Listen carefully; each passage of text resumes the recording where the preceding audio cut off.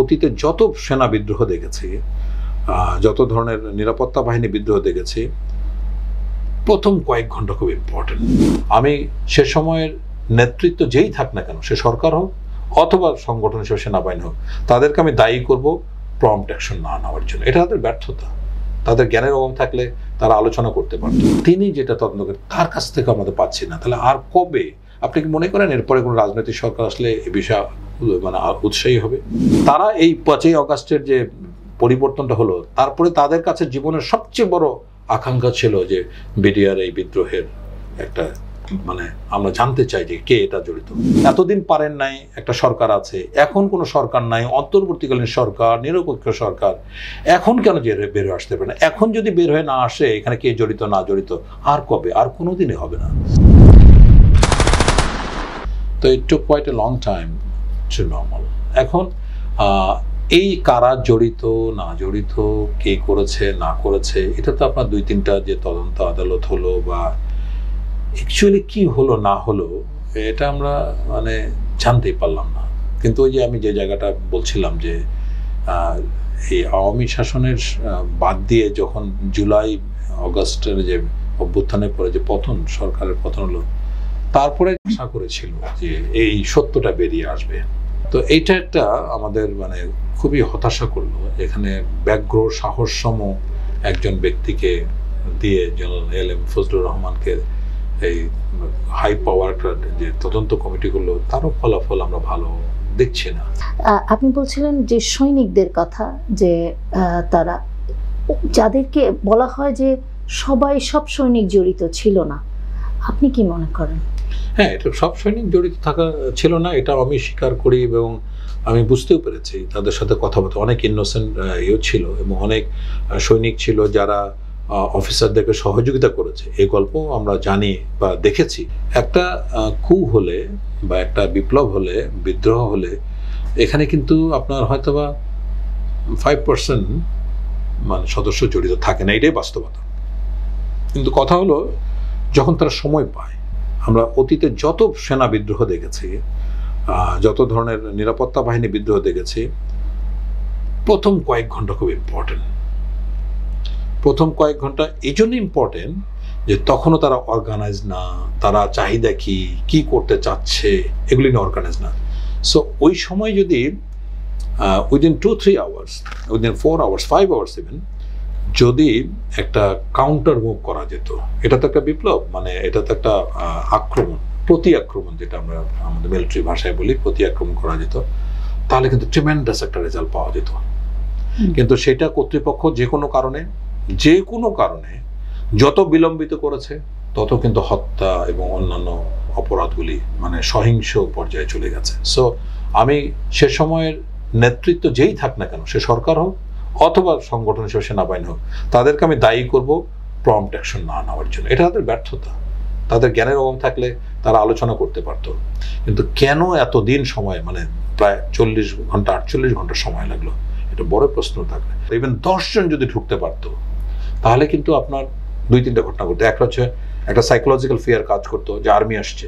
দ্বিতীয়ত হলো, ওরা তো জানছে না যে কোন দিক দিয়ে কতজন আসছে, সাথে সাথে কিন্তু একটা ম্যাসিভ একটা চেঞ্জ করতে পারতো। কিন্তু এইটাকে কেন বিলম্বিত করা হয়েছে, এবং যারা বিলম্বিত করছে তাদেরকে অবশ্যই জাতির কাছে একদিন অপরাধের কাঠ করে দাঁড়াতেই হবে। আপনি নিশ্চয়ই জানেন যে আর্মি চলে গিয়েছিল, কিন্তু একেবারে 10টার মধ্যেই আর্মি একেবারে জাপান বাংলাদেশের ওখানে চলে গিয়েছিল এবং বড় একটা ট্রুপস নিয়ে। তারপরে বলা হচ্ছে যে উপর থেকে না ছিল যে তারা যেন ঢুকতে না পারে, কোনো রকম ইয়ে করে। এটার পিছনে কি কারণ? এটার পিছনে কারণ যে সিদ্ধান্তহীনতা আমি বলবো না, খুব ডেলিবারেটলি এটা করা হয়েছে। কারণ ওখানে আপনি ধরেন যে সেনাবাহিনী গেছে আপনার 10টার দিকে, তার আগে র্যাবের একটা দুটা, আমি বললাম তো যে 10 জন, only 10 could have been saved the massacre। 10 জন, তাহলে এটা কেন করা হলো না? তাহলে যদি এটা কোনো কারণ উপরে নির্দেশ হয়ে থাকে, সেই উপরওয়ালাদেরকে আইনের আওতায় আনা উচিত। তাদের একটা ডেলিবারেট প্ল্যান না হলে আমি মনে করি না যে এত বড় ঘটনা ঘটানো সম্ভব ছিল। আপনি দেখেন সেই সময় ছিলেন যে মইনুল আহমেদ, কিন্তু এরপরে একটা বড় নিজের সাফাই গিয়ে একটা ইয়া দিয়েছে। আপনি তার এই বক্তব্যটাকে আমি তার এই বক্তব্যের সাথে একমত নই, মোটেই নই। তাহলে কথা হলে সে বলতে পারে, রেফার করতে পারে যে আমি রাজনৈতিক সিদ্ধান্ত পাইনি, প্রাইম মিনিস্টার সেটা বলতো, কিন্তু এটা যে একটা ভুল সিদ্ধান্ত হয়েছে ডিলে করা, এতে এই দায় থেকে তো মঈন আহমেদ রক্ষা পাবেন না, এবং ন্যাচারালি তাই হয়েছে। এখন দেখেন উনি প্রবাস জীবনে কিভাবে মানে অপমানকর অবস্থায় জীবনযাপন করছেন। সো উনি কিন্তু ওটা বলছেন না যে আমাকে শীর্ষ নেতৃত্বকে, রাজনৈতিক নেতৃত্ব, প্রধানমন্ত্রী আমাকে নিষেধ করেছেন, এটা বললে তো আমরা বুঝতাম। তো এখন সবকিছু মিলে এটা দায়িত্ব অবশ্যই তৎকালীন সেনাবাহিনীর প্রধানের উপরে যাবে, তারপরে সরকার তো আছে। বিভিন্ন জন অভিযোগ করেছে যে এর সাথে ইন্ডিয়ার সংশ্লিষ্টতা আছে এবং ইন্ডিয়া একটা প্রতিশোধ নিয়েছে আর্মির উপরে। আপনি কি মনে করেন? হ্যাঁ, এটা একটা থিওরি অফ কনস্পিরেসির কথা।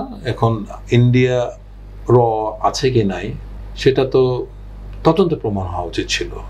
তো ওই জায়গাটাতে আমি বললাম যে এতদিন হয় নাই, এখন অন্তর্বর্তীকালীন সরকারের সময় এখন তো এটা বের হয়ে আসা উচিত। এবং এই যে বললাম যে ব্যগ্র সাহসীর মতো একজন মানুষ আইলাম ফজলুর রহমান, তিনি যেটা তদন্ত করেন তার কাছ থেকে আমাদের পাচ্ছি না, তাহলে আর কবে? আপনি কি মনে করেন এরপরে কোনো রাজনৈতিক সরকার আসলে এ বিষয়ে মানে উৎসাহী হবে?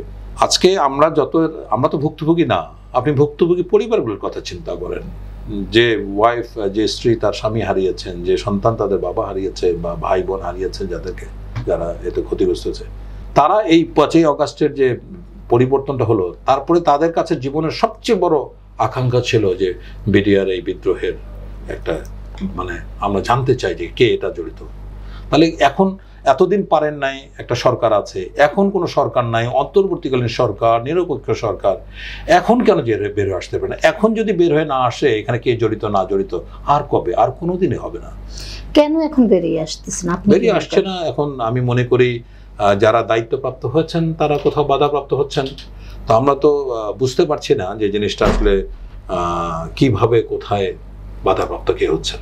এটা যদি তদন্ত আদালতে যারা আছেন তারা যদি কখনো মুখ খুলে বলেন যে এই কারণে পারেনি, আদারওয়াইজ ধরে নিতে হবে যে এটা একটা গভীর ষড়যন্ত্রের একটা একাংশ আর কি। বর্তমান যে সেনা প্রধান, উনি বিডিআর নিয়ে বলেছেন ফুল স্টপ। এই বিষয়টা আপনি কি মনে করেন? উনি সেনা প্রধান হিসেবে এটা, এবং সেই সময় তিনি কিন্তু একদম স্পটে ছিলেন, তো উনি এই বিষয়টা আপনি কিভাবে দেখছেন? আচ্ছা, এই বিষয়টা উনি কেন বলেছেন উনি ভালো বলতে পারবেন। তবে আমার একটা ধারণা যে এই সরকার পরিবর্তনের পরে, রেজিম পরিবর্তনের পরে বিডিআর কার্নেজকে নিয়ে বহুমুখী অ্যানালাইসিস শুরু হয়ে গেল। কে জড়িত না জড়িত, অমুকের হাত আছে, অমুকের কালো হাত, হ্যাঁ, এই অমুক রাজনৈতিক দল শেল্টার দিয়েছে, এরকম অনেক কথা শুরু হয়ে গেল। এখন দেখুন, যদি ওই সময় কিন্তু আপনার উচ্চ পর্যায়ে তদন্ত আদালত গঠিত হয়েছে, তো ওনার বক্তব্য যেটা ছিল, এটা তদন্ত আদালত হচ্ছে, let them find it out. তদন্ত আদালতে বের করুক কারা জড়িত আছে। এটা নিয়ে এত ধরনের, কারণ আপনি যখন একটা দায়িত্বশীল জায়গা থেকে স্যার আওয়ার প্ল্যাটফর্মতে একটা কথা বলছেন, একজন ভিকটিমের পক্ষ থেকে একটা বলছেন, বাইরে অবসরপ্রাপ্ত বিডিআরদের পক্ষ থেকে, মানে চাকরিচ্যুত বিডিআরদের পক্ষ থেকে, সো এইরকম মানে বহুমুখী মতামত, এটা তো এক ধরনের মানে কি হজবরল অবস্থা তৈরি করছে। তো সেই জায়গা থেকে উনি বলেছেন যে ফুল স্টপ। উনি তো বলেন নাই যে তদন্ত আদালতের কাজকে ফুল স্টপ করা হলো, আমরা যা বলবো তাই, সেটাও বলুক। যদি উনি বলে থাকেন তদন্ত আদালতকে যদি প্রভাবিত করতে থাকেন, তা সেটা তদন্ত আদালতের প্রধান বলছেন না কেন যে আমি বাধাপ্রাপ্ত হচ্ছি? তাহলে এটা হচ্ছে ব্যক্তিগত, আপনারা যদি এই কাজগুলি করতে নাই পারেন তাহলে ওখানে যান কেন? আমার প্রশ্ন হচ্ছে সেটাই। আপনি ব্যগ্রপুরুষ, এতদিন ধরে কথা বলেছেন এটার বিচার হওয়া উচিত, অমুক জড়িত, এখন কথা বলছেন না কেন দায়িত্ব পাওয়ার পর? তো এই সব কিছু মিলে আমার কাছে মনে হচ্ছে আমরা আসলে খুবই আত্মপ্রবঞ্চিত জাতি। আমার নিজেদেরকে প্রবঞ্চনা করতে দিতে খুব ভালোবাসি। হ্যাঁ, তাই এই জাতির পক্ষে এর থেকে ভালো কোনো ফলাফল বের করা সম্ভব না। এবং এই সময় যদি না হয়, ধরে রাখেন আগামী 100 বছরে বিডিআর কার্নেজের কোনো আর হদিস পাওয়া যাবে না।